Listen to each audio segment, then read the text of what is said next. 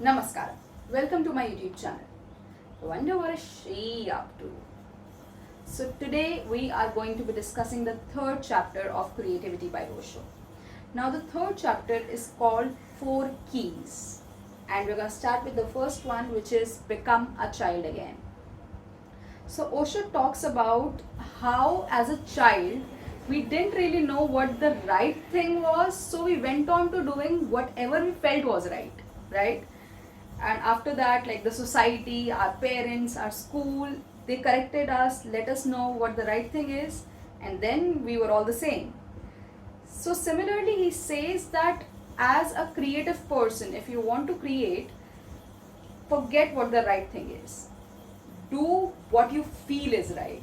Become mad, become foolish, and go on to doing what you feel is right, and do not follow a path which is the right way. Do not go that way. That's not our way of, like if you want to create. Also, Osho talks about the two hemispheres of our brain, the left and the right. Now, the left one is of logic, it's of order, it's of discipline, it tells you what the right thing is, it takes you to a disciplined path, whereas the right is of chaos, it's of poetry, it's of love, it's of originality, and right is where life is fun. That's what he says, and me too as well. Also, he says that what drugs do to us is basically shift our heavy left impact to right. That's why if one gets into drugs, it's very hard for them to come out of it, because they have seen the right, they have seen the actual fun. So he says that do not forget that left is the means and right is the end. Work is to play, work is to relax. So do remember that right is the goal. Also, he says that it's not so easy to get out of drugs because now you are used to the right, but the only way you can actually get out and can access your right hemisphere is through meditation, where meditation truly genuinely shifts your heavy side to right and you can be creative again. So become a child again is the first topic. Let's become a child and not go for the right thing. The second key is be ready to learn. So Osho talks about how the word discipline has lost its true meaning over the years. The word discipline comes from disciple, and disciple means the one who is ready to learn. And discipline is the process of the one being ready to learn. And nowadays we are just loosely using be in discipline. You are not in discipline. Don't lose your discipline. This is not my discipline. So this is a very pure word. This takes you on a journey of not knowing to knowing. So he says that the state of not knowing is very important in our journey to a creative path, because when you don't know, only then knowledge can come to you. Because if you are already a knowledgeable person, then what's the point of more knowledge? And mostly, like the knowledgeable people are very egoistic in the sense that they already know everything. Any topic you start, anything you start there, you could always like find people who are like, yeah, of course I know about it. Or if not that, like adding their own sentence to whatever topic that's going on. So that is ego coming into play, that okay, do not think that I don't know, because I know everything, and that I know everything is becoming a barrier for you, because once you don't know, the process of knowing starts. Osho also talks about how the knowledge has to be dropped every time, it is used, as in like on the path of knowledge, you have to constantly take it and drop it, because if you don't drop it, then again you're knowledgeable, and if you're knowledgeable, you have closed your gates again.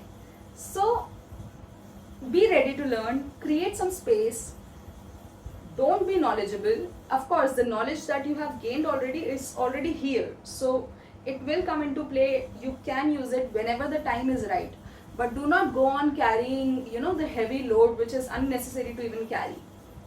So that's what the second point is about. Be ready to learn and do not go on accumulating. The third key is find nirvana in the ordinary.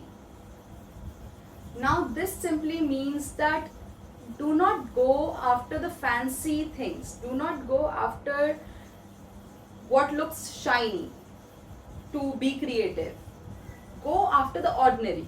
You don't have to, like, if you are feeling creative, you don't necessarily have to take your canvas and start painting or start creating music or something like that. No. Just find happiness in whatever you do.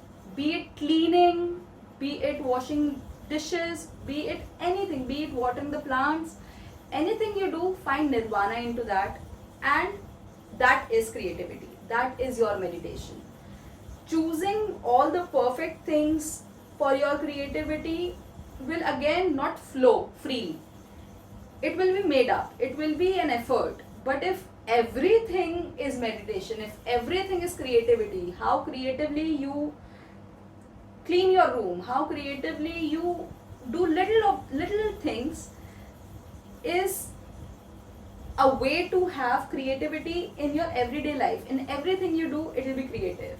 But do not go after big things. Small things is a sure path, because once small things is sorted, then everything is sorted.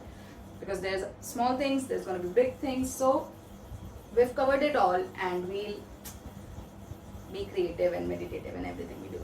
That's what he says. And me too. I mean, only after learning from him. So that's the third key. The fourth key, the last key, is be a dreamer. Now every creative thing comes from a dream. You dream about it and then you change it into a reality. So be a dreamer. Create space to let things enter. Now it could be from a dream, it could be from your flow of thoughts. So be a dreamer. Also he says one sentence that I really like. I'm going to read it to you guys. He says dreams have to be made real, not reality changed into a dream. So this is also very important, because often we hear people say that, oh, that's a dream of mine. It's amazing, it's a dream of yours. The reason it's a dream of yours is because it is waiting to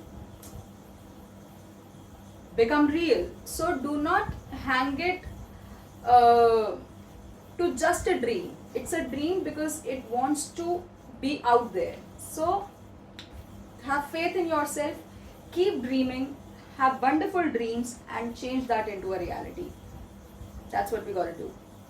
That's the end of the chapter 3, and we're going to talk about chapter 4 in the next video. Thanks for watching.